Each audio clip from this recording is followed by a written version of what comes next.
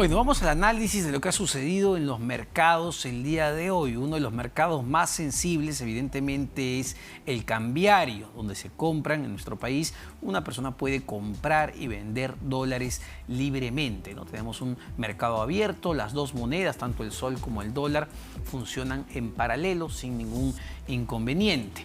¿Qué ha sucedido el día de hoy? El dólar superó los 4 soles, el récord histórico, los 4 soles, tras el anuncio de los integrantes del nuevo gabinete de ministros de Pedro Castillo, marcando una tendencia que no se veía en los últimos 20 años. Vamos, no se veía nunca, ni 20 años, no se veía, nunca el dólar había alcanzado ese nivel. Por eso decimos que es un récord histórico, superó los 4 soles, la barrera psicológica de los 4 soles. Pero en el siguiente informe de Valeria Fuertes se explica cuál es el impacto de esto ya en la vida diaria de los ciudadanos de a pie. El precio del dólar rompió la barrera de los 4 soles tras conocerse quiénes conformarán el primer gabinete del presidente Pedro Castillo, pese a que en un principio no se supo quién ocupará la cartera del Ministerio de Economía y Finanzas. Hasta el cierre de este informe, el precio del dólar registraba los 4 soles con 0,68, el nivel más alto que no se había registrado en los últimos años, según el economista Jorge González Izquierdo. En los últimos tiempos no se ha visto que el precio del dólar llegue a los niveles actuales. El Banco Central de Reserva del Perú tiene unos instrumentos con los cuales puede restar la volatilidad. Que por ejemplo hoy día el dólar se quiera ir a 4.50. Entonces el Banco Central entra y le dice, muchacho, tranquilo, y lo tranquiliza. Lo que no puede hacer es que si la tendencia es al alza, que el Banco Central diga, ¿sabes qué? Yo te voy a hacer que el dólar llegue a 3 soles, no. La subida del dólar no solo afecta a quienes tienen deudas pendientes, como pagar el departamento, el carro o el alquiler del local comercial, pues también golpea los bolsillos de todos los peruanos, explica Jorge Carrillo Acosta, experto en finanzas. Afecta a la población en general porque se encarecen algunos bienes que nosotros importamos, como por ejemplo medicinas, celulares, electrodomésticos, vehículos, y entonces al subir el tipo de cambio nos vuelve más caro. También afecta el precio de algunos productos nacionales que requieren insumos importados, como por ejemplo el pollo, que se alimenta del maíz, así como otros bienes que se componen de soya, por ejemplo, como el aceite, o de trigo, como el pan, las harinas, los fideos, las galletas. Además de los productos que son indispensables en la mesa peruana, como el pollo, la subida del billete verde perjudica a las familias más vulnerables, sostiene Silvana Huanqui, profesora de la Escuela de Gestión Pública de la Universidad del Pacífico. Va a implicar pues que aumente el costo de vida. Finalmente, cuando aumenta el costo de vida, a quienes más perjudica son a las personas que dedican más parte del ingreso en el consumo, que son las personas más pobres. Esto va a seguir hasta que genere un poco más de calma al sector privado, y la única forma de generar calma es que las políticas que se van a implementar empiecen a dar señales de que la tendencia política o la política económica no va a generar pues cambios tan fuertes, ¿no? El billete verde no fue el único que se mostró nervioso. Esta mañana, la Bolsa de Valores de Lima se vio afectada por la incertidumbre, pues la mayoría de las acciones, excepto las mineras, se encontraban en números rojos. Incluso, el índice general de la Bolsa de Valores de Lima cayó un 3.75% ante la incertidumbre política. Todo indica que tras la proclamación de Guido Bellido, acusado de apología del terrorismo como primer ministro, y ante la falta de un ministro de Economía y Finanzas en la primera presentación del gabinete, la incertidumbre acerca de la dirección de la política económica que llevará el nuevo gobierno se ha disparado. Bueno, para seguir analizando este tema estamos ya conectados con Alberto Arizpe, gerente general de Calpa, Sociedad Agente de Bolsa. Alberto, ¿cómo está? Muy buenas tardes. Muy buenas tardes, Omar. Bueno, a ver, lo que hemos visto, en principio, más básico, ¿qué hemos visto el día de hoy en los mercados, Alberto? Bueno, hemos visto los tres instrumentos financieros más importantes, que son el tipo de cambio, la tasa de interés del bono soberano peruano a 10 años y el índice general de la bolsa, han sufrido pues pérdidas importantes, ¿no? la canasta de acciones, la canasta con las acciones de las 20 top compañías peruanas ha caído hoy día 7.4% en dólares. Esta canasta de acciones, que es el EPU, cotiza en el mercado americano, ¿no? El tipo de cambio, que estaba en 3.92 el día martes, hoy día subió hasta 4.07, que es una depreciación de la moneda de 3.6%. Y la tasa de interés del bono peruano a 10 años, que estaba en 2.53% en el día de ayer, hoy día está en 2.67%, ¿no? Lo cual implica de que los inversionistas en todo el mundo están viendo al Perú como un país mucho más riesgoso, ¿no? Entonces, esto es muy negativo para la economía del Perú.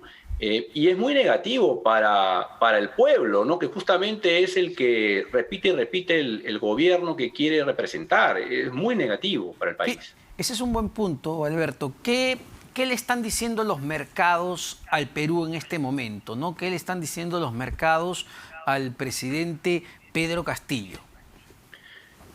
Los mercados le están... Y es una buena pregunta. Los mercados, o sea, los miles de inversionistas pequeños, medianos y grandes en el Perú y en el extranjero, le están diciendo al mundo, a Castillo y a todos en realidad, que no confían, que están preocupados sobre cuál va a ser el futuro del Perú, ¿no? Que están preocupados sobre la economía peruana y expresan esa preocupación vendiendo activos peruanos, porque todo ser racional, ¿no es cierto?, que tiene un patrimonio, un capital, ya sea muy grande, mediano o chiquito, busca siempre proteger ese capital y también busca hacerlo crecer.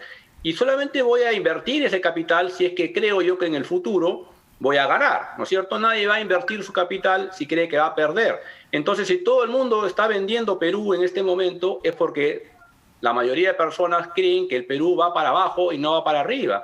Y eso que va para abajo implica menos inversión en el Perú, menos empleo para las personas y más pobreza, porque el 80% de la inversión en el Perú es inversión privada, es de los inversionistas, ¿no es cierto?, grandes, pequeños y medianos.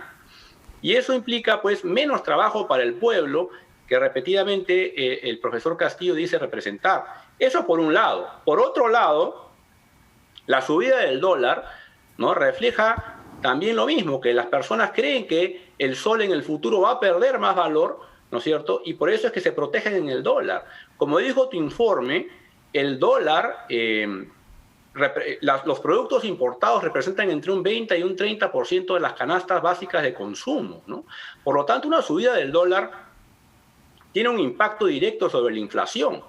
Y cuando hay más inflación, todas las personas nuestro ahorro pierde valor en soles, ¿no es cierto? Por eso es que la gente se refugia en dólares. Y además está ya varios estudios comprobados que cuando el dólar sube y los precios suben, los que más sufren son los más pobres, ¿no?, los más vulnerables. El pueblo es el que más sufre porque el pueblo destina una mayor parte de su ingreso, que es chiquito, destina una mayor parte de ese ingreso a consumir alimentos y bebidas, que son los productos más afectados por la inflación, ¿no? Por ejemplo, la electricidad también, la tarifa de electricidad está indexada al dólar, ¿no? Entonces, son productos y servicios de primera necesidad que van a afectar a todos los peruanos, pero mucho más a los más pobres, que el gobierno tiene la responsabilidad de cuidar, de proteger y de garantizar de que les va a ir mejor en el futuro. ¿Cuánto tiempo, Alberto, podríamos ver esta tendencia de más personas, más empresas refugiándose en el dólar, de caída de las principales acciones en nuestro país, de que el riesgo país en sí aumente? ¿Cuánto tiempo podemos estar en una situación de ese tipo? Mira, Omar, mucha gente me pregunta eso, ¿no? Y la respuesta es, siempre se puede estar peor, ¿no? Siempre se puede estar peor, ¿no? Entonces, para mí es una irresponsabilidad del que fue candidato antes y el que es presidente ahora, no brindarle confianza a los inversionistas, al mercado, por lo que acabo de mencionar anteriormente, ¿no? Así es. Uno, cuando es gobernante, su principal responsabilidad es que el país le vaya bien. Y si los mercados tienen una opinión negativa sobre el sobre el futuro de este gobierno, es responsabilidad del gobernante brindar esa confianza para cambiar justamente esta percepción. Sin capital no vamos a tener inversión privada, no va a haber empleo y además el dólar va a subir y la gente se va a ver perjudicada, ¿no es cierto?, en su ahorro y en su consumo. Entonces, sí. el no tener un ministro de Economía hasta esta hora de la tarde, casi ya las 5 de la tarde, genera o, digamos, contribuye a ese nivel de incertidumbre, de no saber si el doctor Julio Velarde se va a quedar o no al frente del Banco Central de Reserva. ¿Va a contribuir a eso? Bueno, contribuye totalmente y directamente, ¿no? Porque la cartera de economía es una de las más importantes para el país. El vocero económico, que era Pedro Franque, que era pues uno de los más moderados, entre comillas, de los asesores del señor Castillo, no ha juramentado y aparentemente pues discrepa con el nuevo premier y con otros ministros. Bajo esta situación es muy improbable pues, que Julio Velarde vaya a aceptar quedarse en el Banco Central. Es más, de repente con el nuevo premier él tampoco ya no quiere quedarse. Entonces hay mucho más incertidumbre todavía de la que ya existía hace poco, ¿no? Entonces, en vez de construir confianza, en vez de que la percepción vaya mejorando, lo que está pasando es las cosas están empeorando. Entonces, esto va a tu pregunta. ¿Se puede estar peor? Por supuesto que se puede estar peor, ¿cierto? Todo es dinámico, los fundamentos son dinámicos. Hoy día leí que un analista económico dijo que no hay fundamentos para que el dólar esté en 4.06 y eso yo discrepo totalmente porque los fundamentos son dinámicos. El mercado ve qué es lo que va a pasar en los próximos 12 meses y esta señal de hoy día, de los últimos días, es que el mercado ve muy negativamente al Perú, ¿no? O sea, la bolsa se ha caído 7% hoy día, pero desde el 10 de abril se ha caído 25% las acciones peruanas, ¿no? Por ejemplo, 25%, Alberto, sí. ¿qué significa, lo estaba leyendo en Gestión hace un momento, qué significa que un banco como el Citibank, baje su recomendación para los bonos peruanos en dólares, justamente tras la elección de este gabinete? Bueno, el Citibank y otros bancos de inversión como el Morgan Stanley y el Merrill Lynch ya han venido recomendando venta de acciones peruanas y reduciendo el valor que tienen ellos estimado para las acciones peruanas en las últimas semanas y ahora obviamente también ya están recomendando venta o no inversión en los bonos peruanos. Eso significa de que no creen que los precios de los bonos peruanos van a subir, justamente lo que estoy diciendo yo, ¿no? Ellos creen que le están diciendo a sus clientes, señores, los bonos peruanos no van a subir en el futuro, van a bajar, con lo cual mejor no compren esos bonos. Y cuando hay menos compra de bonos de la deuda soberana en el país, la demanda baja, los precios bajan y la tasa de interés sube. Entonces, cuando el Estado necesite levantar plata en deuda para poder cubrir el déficit fiscal, que es 5% del PBI, y el señor Castillo tiene grandes planes de gasto además, ¿no es cierto? El Perú va a tener que endeudarse a mayores tasas y una parte mayor del presupuesto nacional se va a tener que ir a pagar intereses, lo cual podría estar destinado a colegios, a hospitales, a otras cosas. Entonces es muy negativo todo esto para el país. Y en esa línea, ¿no? Va por la misma senda, pero también el día de hoy el economista Jaime Reusch de Moody's decía que muy probablemente esta agencia de calificación de riesgo le baje la calificación a Perú, su actual calificación de A3. Nuevamente, ¿esto qué implicancias tiene, ¿no? Porque algo que puede parecer muy lejano para la mayoría de peruanos. Tiene dos implicancias directas para el común de los peruanos, ¿no? Primero, lo que acabo de decir, ¿no? Si bajan la clasificación de riesgo del Perú, implica que el Perú es un país más riesgoso y por lo tanto la tasa de interés de los bonos va a subir y el Perú se va a endeudar a tasas más altas.